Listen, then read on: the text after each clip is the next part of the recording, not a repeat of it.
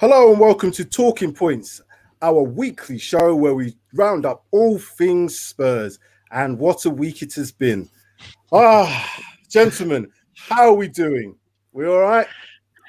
We say what a week, but this is happening every week now. So, like, if something doesn't happen, that's going to be like, what a week soon, isn't it? I know. I'm Sam Spurs for Life, and I'm joined by my resident guest as usual, Mike Hotspur Hustler, Darius 3K, and at the bottom we have the Spurs versus team. We have Danny, we have Stefan. Welcome, gentlemen. How are we doing? Yeah, good, thanks. I'm asking twice. I'm trying to see if I can get a positive out of you, but how can we be? No. It has been a week, it has been a season, it has been a few years. It's whatever you want to talk about. We've got some things to talk about. As the title of this goes, let's just get straight into it, eh? Let's not waste any time. So, first talking point. What a mess. Who is to blame at Spurs? Is it going to be the players? Is it going to be the board? Is it the manager? Is it a combination of all three? Is there aliens that have come down and done something else to make us what we are at this present time? It is a real quandary. I believe there's a lot going off at Spurs at the moment, which is not all positive. And as you can see from results, we aren't doing too well in that department either. But gentlemen, I'm going to come down to the guys at the bottom. Danny, I'm going to start with you. Tell me, you give me your overview of what is to blame at Spurs currently.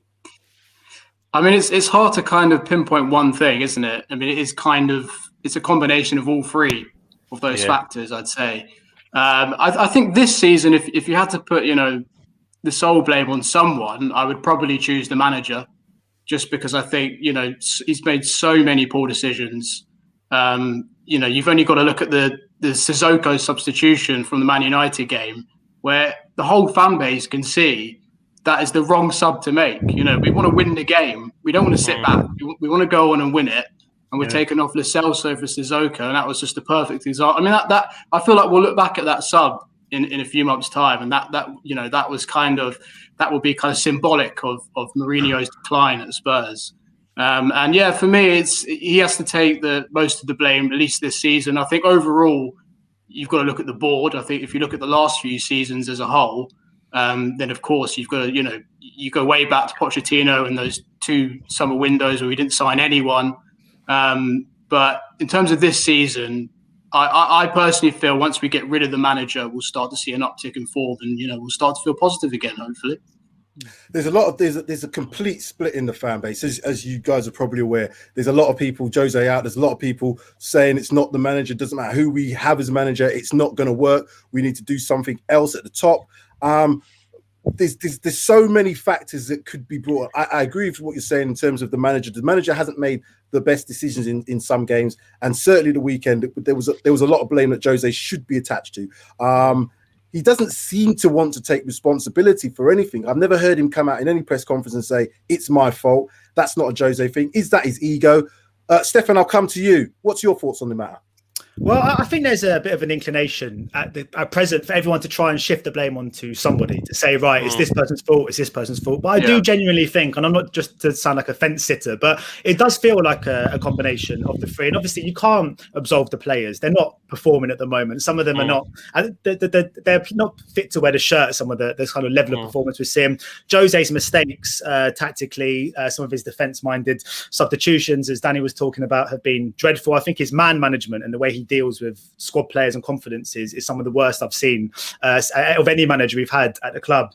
But I do think that the buck does stop with Levy, and I think the major decisions, be it not backing Poch those sort of couple of years, sacking Poch, bringing in Jose, he's the man behind all of these decisions. And I think even though we can pinpoint so many different aspects that have gone wrong, and we can pick holes at so many different people, in 10 years, 15 years, 20 years time, when we look back over this period and how close we got to being such a big team, I think when we look back at this period, it will be Levy's name that will get the most kind of vitriol and the most blame attached, because he is, I think, over the test of time, Levy is the one that we have to kind of think is not solely to blame, but the main reason, I think, for this regression we've seen over the last 2 years. Sure. So Enoch been 20 years at the club now. I guess a lot of people remember that those 90s days where they were really horrible days at Spurs.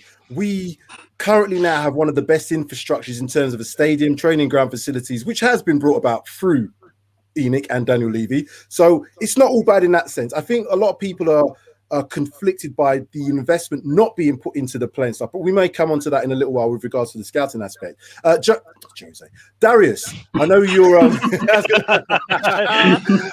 Darius Jose, he might make a better substitution. Darius, what's your thoughts on the manager? What's your thoughts on the board? What's your thoughts on the players?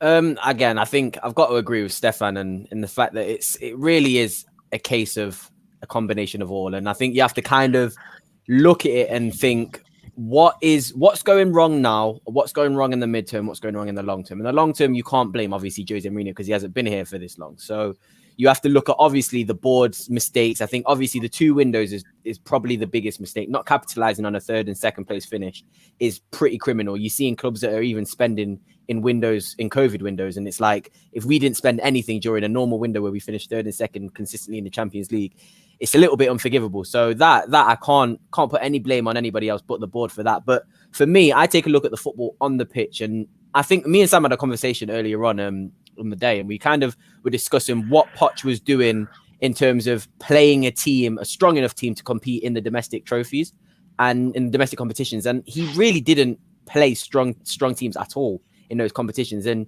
I think he quite easily could have won 1 or 2 domestic trophies had he wanted to put his all into those competitions. And like Sam said, I think he probably would still be in his job now had he won maybe just even 1 FA Cup or 1 Carabao Cup. So he had nothing to stand on, and inevitably that was why he lost his job. So it's difficult to look at Poch and not say, well, you're at a bit of fault for yourself for what happened at the end. But then again, you got us so far, you might have maybe overachieved, and now we're looking at Jose and thinking, are you meant to be hitting the levels that Poch was hitting? Are you meant to be doing better?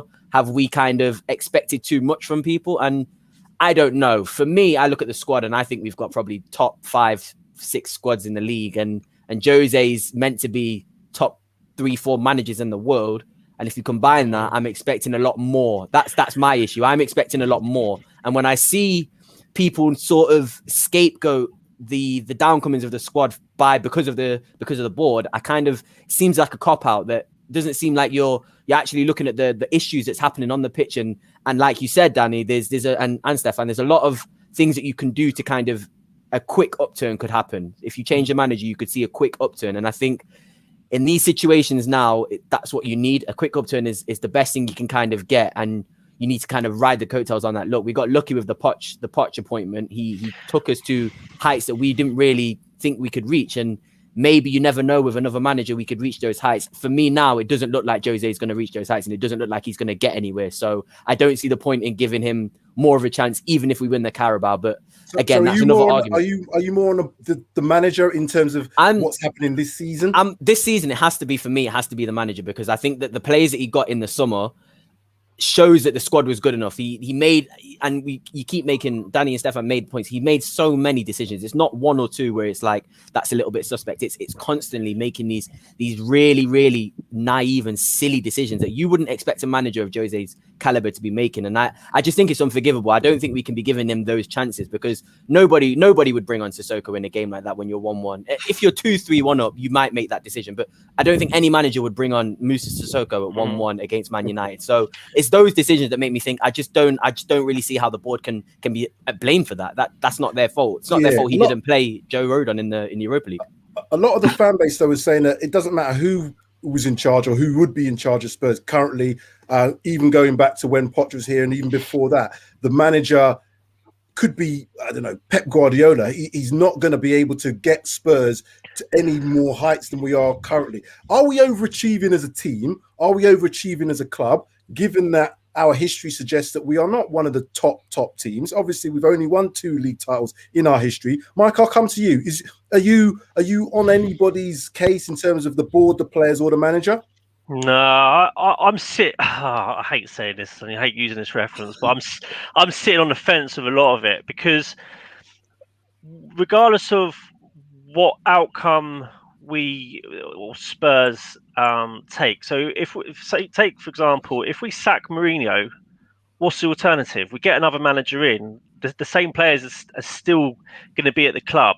And my thought process, well, if Poch and Jose didn't have the answer, what's the next what's to say the next manager's going to have those answers? Yeah, we might see an upturn in performance from the players, but in 12, 18 months time, we'll probably be back to square one, whereby we're having the same issues that Jose and Pochettino have had. So I honestly, for the first time in a long time, I really don't know what the answer is to anything. I mean, I like with regards to the board, and I know the board have come under a lot of criticism, and it's fair criticism, but I look at what they're doing in the long term, and like the stadium, the training facilities, etc., and the infrastructure that they're putting in place to give us that foundation to put us on a global map to try and compete with the likes of your Man Uniteds and your Liverpools.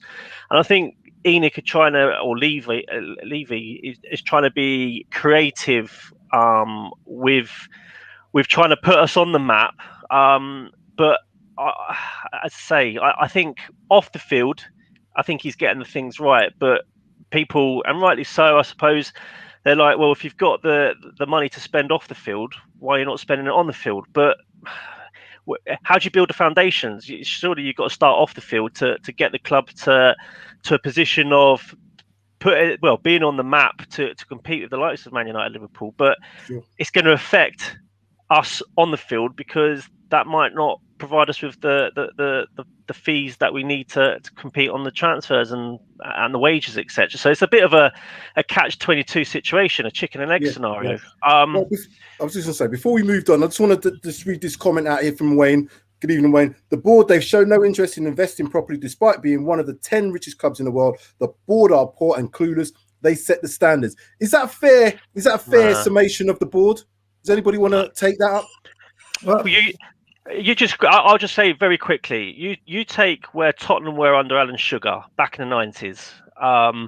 The club we was in administration. We were going to go down the same route as Wimbledon if it hadn't been for ENIC. And where we were there to where we are now, I don't think you can say the board are clueless. I mean, Levy's got a master's in economics, so he's a businessman. He knows what he's doing in that sense. Sure. It's the on-field stuff. I think people just need to take a bigger look at the bigger picture, maybe, and just understand where we are as a club. I know we all want success overnight, but Rome wasn't built in a day. So I'll come to you, Stefan. Is it a case that the ENIC group are businessmen through and through, and are looking to make profit out of Spurs?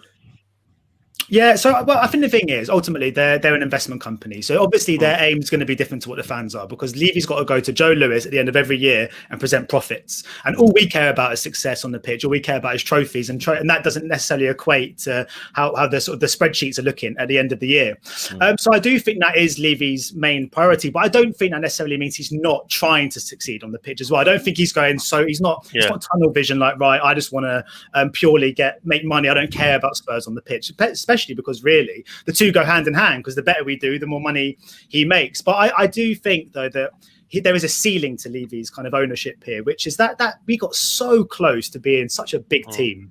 We were, I mean, that those years under Poch, we got to the Champions League final, those three successive top three finishes.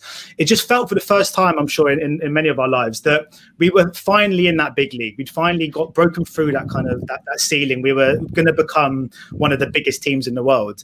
And to do nothing for those 2 years, I still can't shake that. I still think that is an unforgivable act to not take us to that next level. So you're right, Mike, in the sense that he's built a fantastic stadium. We're in no danger ever of being in any financial trouble. He's created a stable foundation and runs this club very efficiently and very well. But I think we've seen one opportunity where we almost went to that next level and he didn't do it. And for me, that shows that he can only take us so far, which I think is why he'll do a good job for us and he'll do better than Sugar did for us. But is he going to be the man to take us to that next step? And I can't hand on heart say he will. Sure. I'll come to you just, Daniel, just quick before we move on to the next. Do you think we're overachieving? Because a lot of people are saying that, you know, Spurs, the board have spent money in terms of, like I said, the infrastructure, and because historically we're not at the likes or at the same level as the likes of Liverpool, your Man United, even your Cities and Chelsea's in recent times. Are we overachieving as a club? Are our expectations too high? Maybe. I mean, obviously, Poch set the bar so high because we, as Stefan said, we came so close, you know, finishing second, and we were in that so-called title race with Leicester. But I wouldn't say we're overachieving in the sense that of the squad. You know, in terms of the quality in our team, you know, we should be well up there. You know, we you know, I genuinely thought after that summer window, I thought we had a shot of winning the whole thing, and especially during that period where, you know, obviously around December we were unbeaten for a few games and we were top of the league, and you're thinking, you know, we could go the whole way here. I'd say we're good enough to be top 6, 100%. You know, the squad is easily good enough for top 6. In terms of how the fans look at it, yeah, I think maybe we are our expectations are a tad too high, simply because of, you know, how we've been the last 10 years. And a lot of the younger fans won't remember the 90s. They won't remember how poor we were. You know? Definitely.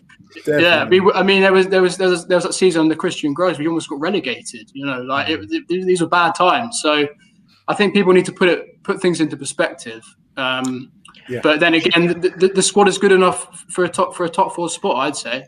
What I think happened, a lot of these over expectation, or you know, the high expectation, should I say? We got to a Champions League final, be it we had some luck along the way, but that kind of maybe set that sort of tone as to that's the level that we should be achieving regularly. Now, to be in a Champions League final for our club was a historic moment. I went to the stadium to watch the game, and it was obviously very disappointing. And it almost seemed like the players had that sort of deflation as well. And even the whole club seemed to kind of, you know, that sort of expectation is, rightly or wrongly, is now within the DNA of our club. So we have now set that as our height, and we want to get back to those sort of levels. But it's going to be difficult without major investment. And whether Unic can provide that major investment is debatable.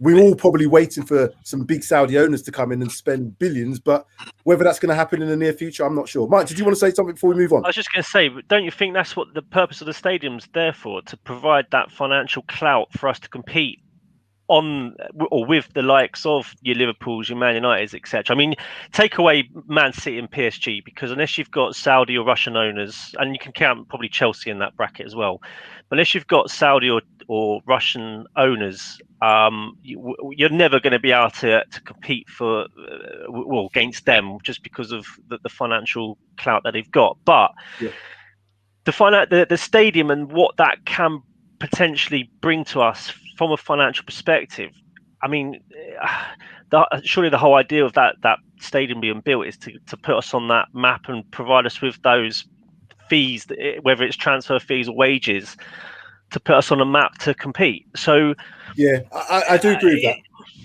I just think the actual, that sort of revenue is going to take time to generate, time to come in. That might be the problem for as Spurs fans. We're all very impatient. We want things now. Everybody wants things now. We're in a culture where it's a now culture. So people don't want to wait 5 years for that revenue to build up and come in, 5, 10 years. We want to see these things happening. And as I said, that's kind of happened because of the Champions League, because of the Poch era, because we've now seen us finishing, as Stefan said, 3 times in a row in the top 3. And maybe if that hadn't have happened, we might not be in the position to think that we should be in those things now. I agree there's a lot of problems in the club, but, you know, it's a lot of things.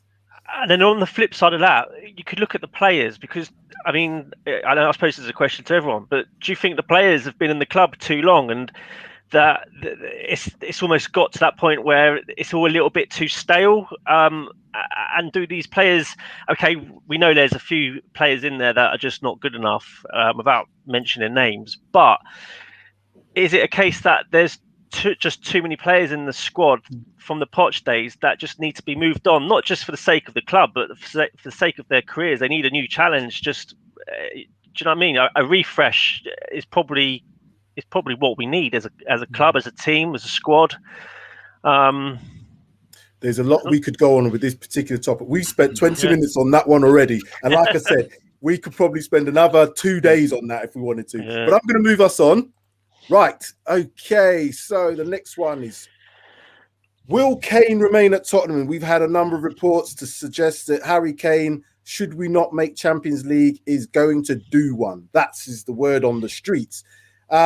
Just taking back to some of the comments that were said. This was last year when Harry Kane spoke with Sky Sports. I think it was a Jamie Redknapp interview that he had particularly. So you can see some of the comments there. It all depends on what happens as a team and how we progress as a team. So it's not a definite, I'm going to stay there forever, but it's not a no either. I love Spurs. I will always love Spurs, but it's one of those things I've always said, if I don't feel we're progressing as a team or going in the right direction, then I'm not someone to just stay there for the sake of it. You can see some of the comments that Kane had actually said, and nothing recently. I know that the comments in The Athletic suggest that he said something recently, but I've not seen any direct quotes from him, apart from this, which was said last year. Darius, I'll start with you. Is Kane likely to want to go this summer?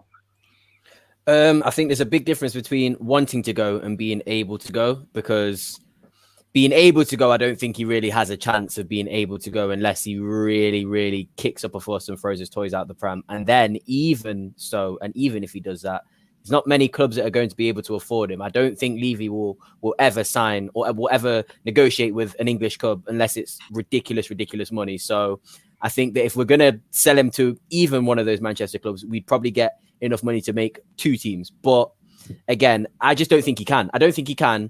And I do feel sorry for him. I do feel for him, because as a player of his quality and his caliber, you do want to be playing in the Champions League. You do want to be competing for titles. You do want to be winning trophies. You do want to kind of have a legacy that you can kind of finish on and be proud of. But there's also things that Kane can do staying at Tottenham that he can do to basically cement a legacy as well. He can go for that Premier League record. He could go for the Tottenham all-time scoring record. There's things that he can do in Tottenham that can also keep him happy, I guess is the phrase to say. But I just don't know. I just don't see how he can get out of Tottenham. I really, really don't. He's contracted till 2024, I believe. He's on 200k a week. I think there was rumors about Poch contacting him about PSG, but again, I don't see that happening. So for me, it's more a case of Kane not being able to as opposed to Kane wanting to. I do think that he probably would want to leave if we don't win any trophies this season and finish out of the top 4. I think he definitely would want to leave, but I don't think he can. And I think he won't kick up a fuss either. Stefan, do you think that we will still see Harry Kane in a Spurs shirt come season 21-22? Yeah, I think just like us, he's stuck with Spurs, isn't he? I agree with what Dario said. I think he probably will want to go this summer. I think he's given us probably 1 or 2 years more than a lot of players would have anyway. And I think the sad thing is with Kane is I honestly believe he wanted to stay and would have wanted to stay at Spurs his whole career and would have been happy his whole career at Spurs if he matched his ambition. But obviously these last couple of years, 2 successive years probably outside the Champions League, it's not great for him. So I do think he probably will want to go, and I can envisage a situation where he might go and speak to Levy and ask to leave. But like Darius was saying, who's going to afford him? He's 28 soon. His ankle injuries haven't been exactly great, and there are other strikers on the market. So when you have got one of the big kind of major teams in the world going out there to spend 100+ million on a striker, you got Haaland, you got Mbappe as well. So I do think he's missed his chance. I do think he's going to end up staying, but I don't think he's the sort of player that will kick up a fuss. I think if he does stay, which I think is likely, I think he'll get his head down, and I think he'll then play for those records and try and create a legacy that and be our top goal scorer of all time and be the Premier League's top goal scorer of all time. So I think he'll be here, but sadly I don't think it's because he necessarily will want to be here. But I do think he'll give his all if he sticks around. I have no doubt about that. So I'm going to play a bit of devil's advocate. If, let's say, he does want to go and the board says, okay, you can go, would you give the blessing for Kane to go? And what sort of money would you expect him to go for, Mike, if he was to be sold in the summer?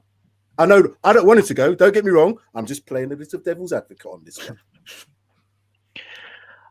That is the devil's advocate, mate. Okay. God, I don't want him to go. That's the problem. I mean, I don't blame him for wanting to go, but as a fan, I don't want us to lose any of our best assets. If, like you said, if we had no option and he was to go, I wouldn't let him go for anything less than 150. Because who in the market are we going to be able to get in? That's going to be able to put the goals in the back of the net, or the ball in the back of the net, as often as he does, and as consistently as he does season on season. I mean, again, you're going to be looking at any striker of top class, like of Kane's level, or anything near Kane's level, is going to be over 100 million. Which any of those sort of strikers are just going to be looking at us. Well, you've just got rid of Kane. Why am I going to want to go to Spurs? So. Yeah, I realistically 150 is probably what I would at minimum. If it was me, Levy, that's what I'd expect, nothing less.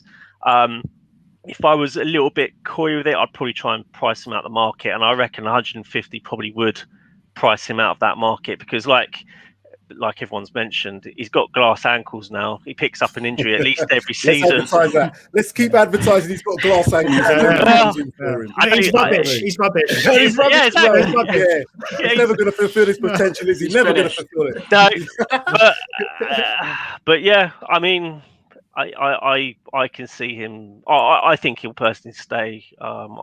Just for those reasons, I just don't think especially when you've got Mbappe and Haaland on the market. Both, it's touted that they both want to or could be in the market for a move, etc. They're younger. Well, I was just going to say, just speaking of the Mbappe sort of PSG sort of thing, Daniel, I'll come to you just on this last point about Kane. Do you think that potentially Poch maybe, having it's probably no secret that he still has a relationship with Harry Kane. Is there any sort of conversations that may be going? Because potentially PSG are the sort of club that have that sort of finance that could come up with the 100 million, 150 million. Would it be, and I hate using the word, would he go with your blessing, but would you blame him if he went to someone like PSG? I mean, it'd be hard to blame him. He's an ambitious bloke and he wants trophies. And let's be honest, he's not going to get it at Spurs. I mean, okay, maybe a League Cup if he's lucky, but highly unlikely. And he's going to aim higher than that anyway. So I wouldn't blame him if he did move. I'd obviously be incredibly sad about it, as we all would. But I think it's interesting you say that, because I think that is the most feasible move. Because if PSG do sell Mbappe, then they've got a space free there, and they've made loads of money from the sale too, so they could potentially fund the deal. I wouldn't be totally shocked if they went in there with a kind of 120, maybe 130 million bid. And then my biggest fear is that PSG, of all the teams that are being touted, the Man Uniteds, the Real Madrids, the Barcelonas, I don't think those are going to come up with any sort of money to buy him. City potentially, but I don't know if Pep Guardiola would want to invest that sort of money in a 28-year-old, given the fact that he's got someone like Sergio Aguero who's 32. So I would expect them to go for someone like Haaland. But PSG, the relationship with Poch, that I could see potentially happening. But would Kane go and play in the French league? I just can't see it. It's a step down from the Premier League massively. Apart from the Champions League, he did go. I think it's the Champions League, isn't it? It's that allure of the Champions League. I suppose that is the only lure is the Champions League, because the French football, I don't know. Why don't we loan Kane to PSG for like a year? Let him win. That is actually such a good point. Let him win the league and maybe win the Champions League, and then come back and then he can bring Poch as well. Exactly what Coutinho did. Yeah. Oh, lads, I as I said, there's no way on earth that I want Harry Kane to leave Spurs. He is as proved this season, as proved over many seasons, but particularly this season, he's invaluable. Like I said, he cannot be replaced with just one player. I think we have to get two players to replace Harry Kane, and that's going to be a major problem. And then who do you bring in? Who is going to come to Spurs of the same sort of level as Harry Kane in the market that's going to cost us £10 million? Because that's the sort of money that people are going to think, oh, we're going to get someone on the cheap. You're never going to get anybody on the cheap. You're not going to get that diamond in the rough for a little money. We're going to have to go and spend a lot of money to replace Harry Kane. Who is there, though?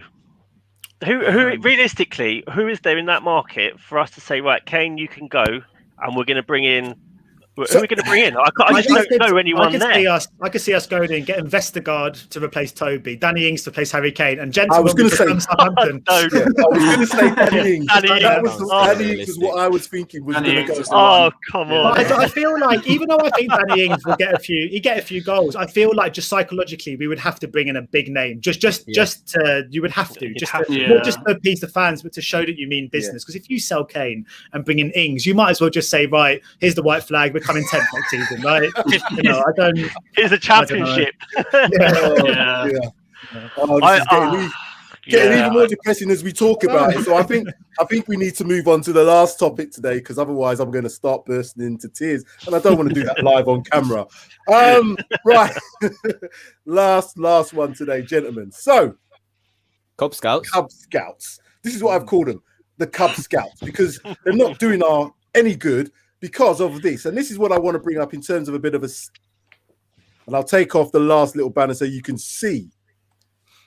Steve Hitchens joined the club back in 2017, February. He had been a previous scout for us, I think back in 2011, but became chief scout in 2017. And as far as I can see, these are the deals that have been under his tenure. Whether or not he's been involved in every single one single-handedly, I'm still going to lump him in with all of them. So, 17-18 season, Davinson Sanchez came in, Lucas Moore, Sergio Aurier, Fernando Llorente, Juan Foyth, Paulo Gazzaniga. You can see how much we spent on them players there. We missed out, obviously, 2 transfer windows. Then we go to 19-20. Our big spend then would be Tanguy Ndombele, who we spent 54 million. And then on to this season, where we've got Lo Celso, Reguilon, Matt Doherty, Højbjerg, Rodon, Vinicius, Joe Hart. Of all those players that we've now bought, there is quite a few of them that are not featuring anywhere close to the first team, and even if they aren't performing at a level that I would expect.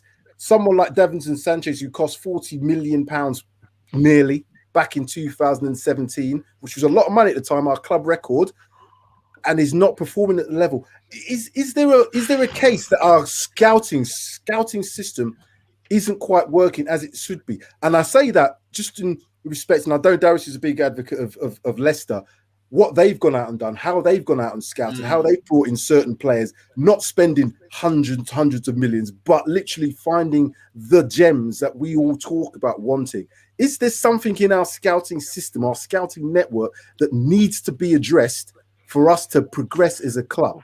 Well, you only have to look at 2017, 2018, the state of those transfers. I'm going to come to you, Mike, first then. You take it away on that first bit. I didn't. Well, we got it. Was it Paul Mitchell? Yeah, Paul Mitchell was before. Why did we let him go? He went to Leipzig. Did he go to Leipzig? I think. Yeah.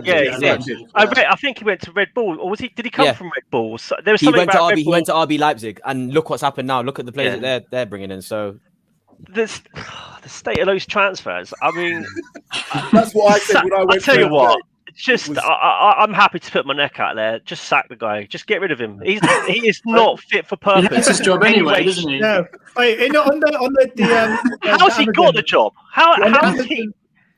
Is he our chief scout? Is he actually classed as a chief scout? No. He needs That's to go. his title. He's chief scout.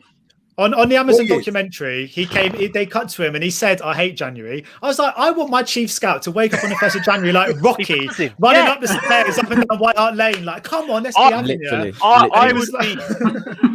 I'd be comfortable that us 5 as a collective would do far better job than he has in the 3 years that he's been there. I mean, I think anybody who plays Football Manager could probably do a better job, to be honest. And probably he's maybe using Football Manager to find some of these players, I think. That's probably what's happening. Darius, just give me your thoughts on... Sorry, Mike, I'll come back to you in a minute. Darius, just give me your thoughts on the whole situation at Spurs with this recruiting. 4 years Steve Hitchens been there, and and as Mike said, there's a number of players on there which you think to yourself, Jedson Fernandez, what was happening with that? What happened?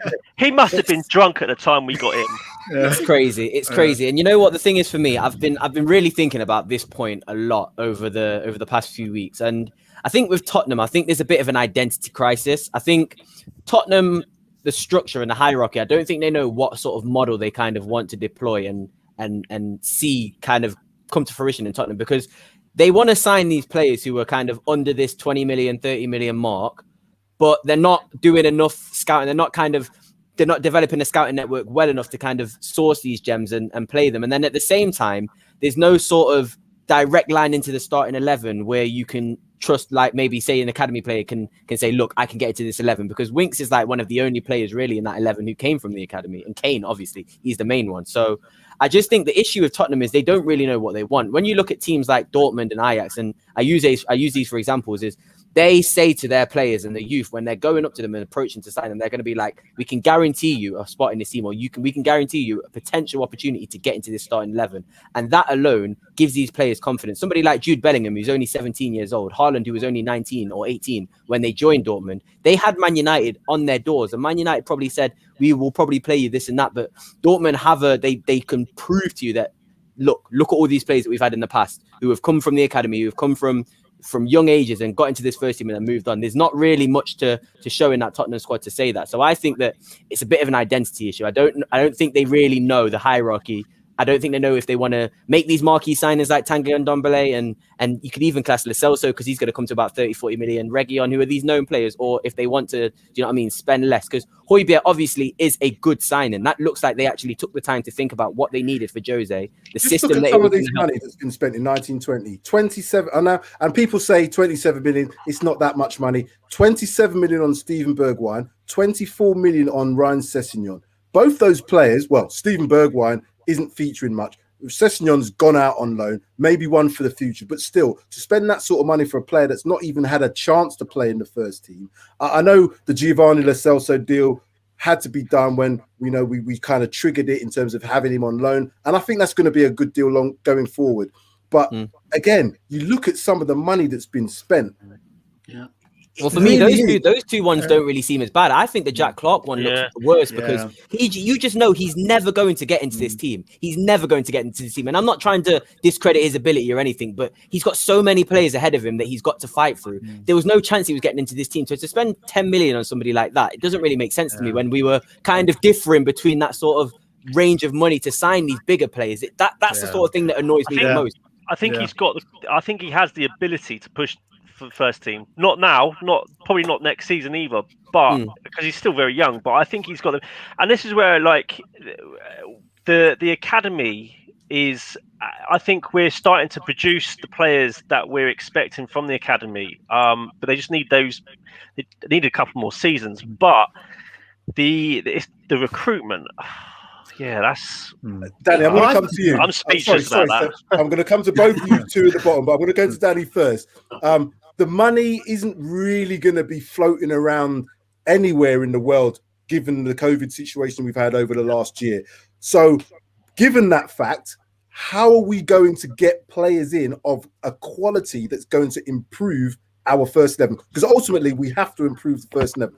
I don't want to see more squad-type players coming in who ain't going to challenge for places. I want to see players that come in that's going to say, right, that's my place now, and it's competition for places. How are we going to do that, given the situation of COVID? I mean, we're going to have to sell, aren't we? I mean, there's a fair few players in that squad that haven't been good enough, especially this season. I mean, Steven Bergwijn, as you mentioned, I know it'd be a bit harsh to sell him already because, he hasn't been here that long, but I just haven't seen enough from him to think that he's going to turn into a top 4 quality player. So, the likes of him, maybe we could get sort of 20-25 mil back from him potentially. You add in the likes of Aurier, who's only got 1 year left on his contract. Matt Doherty, I don't know about you guys, but I think he's absolute shite. I'd happily never see him in a Spurs ever again. What happened? I mean, he was so good at Wolves as well. I don't know what happened there. Honestly, right. I'm gonna throw in a little bit again. I'm gonna do my devil's advocate thing. If the manager were to be moved on, do you think some of these players may find some form? Would you suggest that someone like Steven Bergwijn, I don't know, because we don't know, we're not on the inside, may then become a player overnight if another manager comes in? So, Stefan, what's your thoughts on that? But firstly, I was just going to say one thing. I don't want to stand up for Steve Hitchen quickly because his smile honestly haunts my dreams. But I do think it is worth noting that I do think that like some of the players we supposedly have been in for, some of the players, you know, when we were chasing Bruno Fernandes, we could all see that we were definitely kind of in for that deal. It seems we were in for Dybala, you know, when we were in for Grealish. And I do think sometimes some players are put to Levy that I'm sure Hitchen is behind. He's behind some of the scouting and some of the decisions. He goes, right, I've found this player. But ultimately, he's not then given the money to see that transfer through. So I do think there are limitations. And I do think that, you know, if you look traditionally, you know, just before him on slightly smaller kind of transfer fees, we were still buying in Nkudu, Fazio, Stambouli. I don't think this is a new issue, basically. I think Darius made a good point that there's this inconsistency in our methods and how we do things different. We had Baldini at one point, Arneson, all these different types of ideas and types of kind of transfer strategies. And I do think that there are issues that are bigger than Steve Hitchen is basically what I was trying to say. But in regards to what you're saying about the players, I don't think Bergwijn was going to come good. I don't think I've seen enough from him. And the same with Matt Doherty as well. But I think anyone in this current system under this manager who has any attacking flair about them, I don't want to judge them under Jose Mourinho. I don't want to judge these players under a manager doesn't want the ball at the team's feet. You know, we're playing with, I think after we took the lead against United, we had like 26% possession. I mean, what's a player like Bergwijn going to do? Actually, Bergwijn's not that bad off the ball, so it's a bad example. But a lot of these players, Tanguy and Ndombele is a prime example. He needs the ball at his feet. He's not a midfielder that's going to run around making tackles. Yeah. And I think there's a lot of players in that team I'm willing to reserve judgment on until I see them under an attacking manager who wants us to play possession-based football. Okay. I was going to say something. We've got a number of players out on loan. Norwich, Oliver Skipp doing bits at Norwich. He's one of the players that is being touted to almost come straight into the first team, or at least challenge the likes of Højbjerg and Ndombele for a place in that midfield. You could look at some of the youngsters, Dane Scarlett's, the Alfie Whites, all those sort of players who potentially have a future at Spurs if they were to progress on the same sort of trajectories they are going. Are we looking towards our academy to try and get some players into this first? And if so, how are we going to do that? How are we going to integrate these players? So it's actually quite funny you said that, because my point I was going to make was similar to that. I think that I'm going to be a little bit bullish. I think the academy has got good talent. We've got good talent in the academy, and we could bring quite a couple. Divine, I think the main standouts for me, Divine, Sirkin, and Scarlett. I think those three could probably get into the first team in the next 4 or 5 years. For me, also, and this goes back to the manager again, there are managers out there who are known for improving players, and certain players who you sign who aren't necessarily the finished product might need a manager who can put them into a system, who can coach them, who might actually know how to get the best out of them.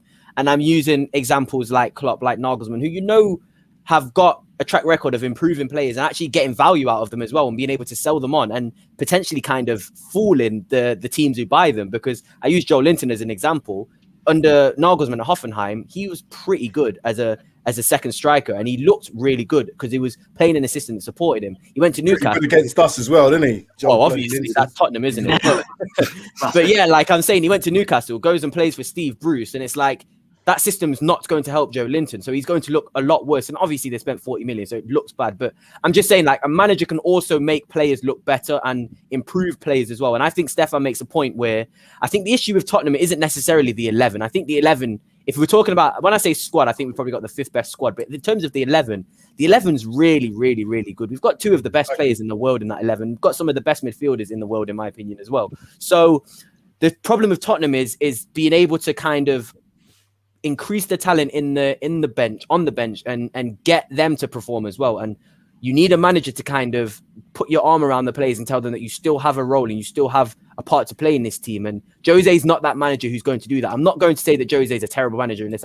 That's my opinion. Obviously, I don't think Jose's good enough as a manager for Spurs only, but also he's not a manager who's going to kind of rely on a team of 16. And we need that as Tottenham, because our 11 isn't going to do that, isn't going to get far enough in the seasons. And that's known throughout the season. Now, you see Man City have got a great team, a great 16, and they're doing all right. And Liverpool, again, look at them after 4 or 5 years. They've got a better 11 than us, and they won titles. So at least they can say that they've won titles. But now they're feeling a drop-off because the dependence on those players has become so far that when they get injured and when you're trying to rely on another player on the bench, the quality drop off is there, and then also those players don't really feel trusted and don't really feel part of the team. So it's difficult. I feel like you have to include more of the bench and try and make that bench feel like they're part of the squad more, and that's just by playing them more in cup games, including them in the squad, things like that. Little things like that just will help, I think, in terms of the whole squad just generate a performance. Mike, I was going to ask you that question. Do you think Steve Hitchen needs to go? Do we need another chief scout? Yeah, I personally, I'd get rid of him. I'm not, for the first time, I've been, as I say, I've been quite on the fence, and I try to look at the positives in everything to do with Tottenham. But there's no excuses with regards to some of those signings.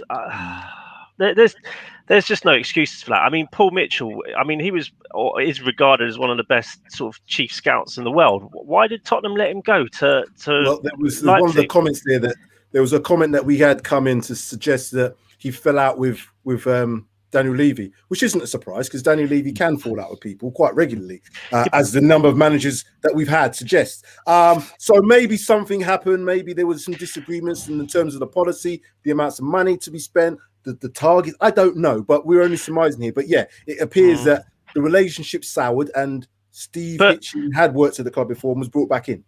But surely it's a case of Mitchell or Hitchen should be working alongside the manager, not so much. Sorry, I was just about to say that. The thing is with that, look at Tottenham and look at the past 10 years in terms of a stylistic view and an identity on how we play football. If you look at Barcelona, they have an identity and they kind of buy managers to fit that identity. Tottenham, the managers and the way that they play football is differed so drastically from all the way back to like AVB. It went from like AVB to Tim Sherwood to Poch to then Mourinho to then I've got it all mixed up. You go from Poch to Mourinho, and that's crazy. And then if we sack Mourinho and then we sign another manager who potentially plays football similar to Poch, you think, what's the point in signing Mourinho? So I just think that there's no continuity in Tottenham, and there's nothing to follow on in case something like Poch happens, in case everything blows up.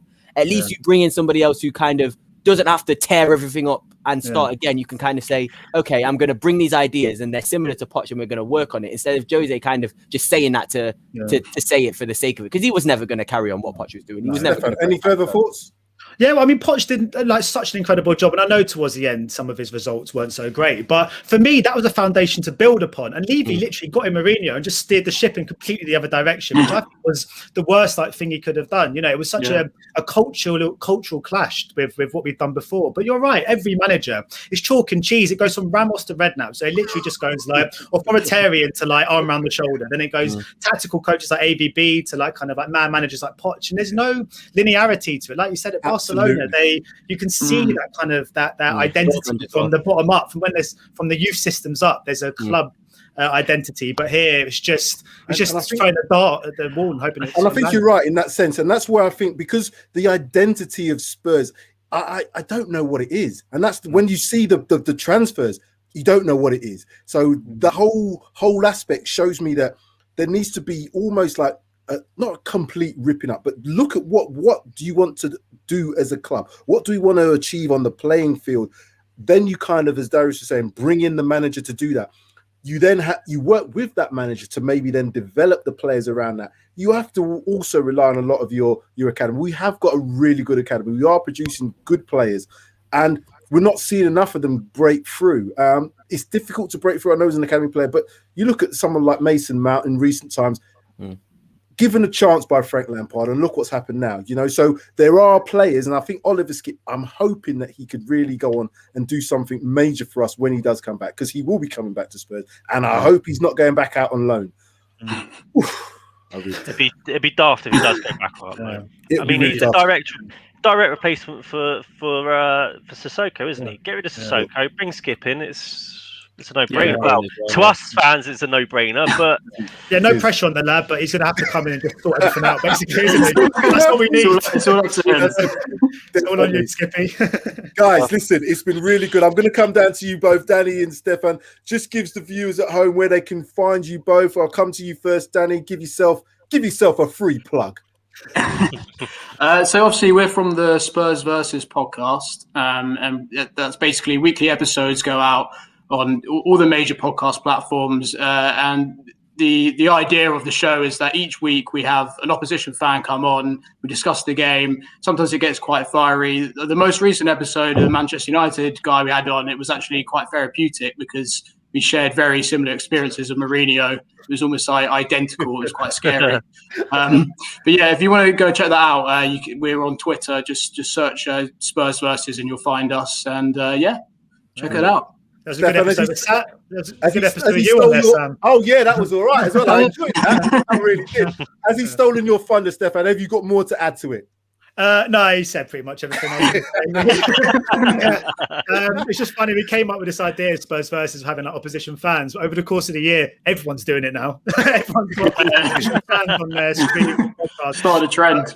But I'm on Twitter under my own name. But I'm a movie guy. I'm obviously a Spurs guy at heart. But I review films and that. So my Twitter is not as enjoyable. It's just me moaning about movies. If I'm not moaning about Spurs, I'm moaning about movies. I was just about to say, Stefan, it's Marvel and Tottenham, my Twitter. Yeah. So yeah, that's basically I'm the same as well. Fantastic. Well, you'll probably enjoy the movies more than you enjoy reviewing Tottenham at this moment in time. But dear. Anything coming out in the near future that I want to be looking out for? What you suggested? Yeah, well, there's actually a film that came out yesterday on Amazon called The Sound of Metal, which has got Riz Ahmed in it, which it's up for all the Oscars and stuff. And that's a really good movie about a drummer that loses his hearing. And that's really good. That's worth keeping an eye out for. But to be honest with you, there's not really a huge amount at the moment with the cinemas closed. True. Which is why I put so much emphasis on Spurs every week to try and give me something to look forward to. Darius is a big Marvel fan, and I'm going to go through all their Marvel movies. I'm probably going to do that in the near future now, because sometimes it's very difficult to watch Spurs. So maybe watching a Marvel movie might change my mood somewhat. Gentlemen, thank you very, very, very much. It's been a fantastic show, as always. Brilliant to have these guests. Danny, Stefan, brilliant to have you on. Mike, as always. Darius, as always. Take care, and we'll see you. Like, subscribe, share, comment. Paxton Road TV. We want to get as many of you to watch us as possible. More shows coming up. We've got the preview show of the Everton game, which is going to be on Thursday, the game itself on Friday, and also a reaction show for that. And look out for us also next week for Talking Points. I don't know what the talking points will be. It's anything could be with Spurs. So let's just wait to see what the week's like. Gentlemen, we're out. See you guys later.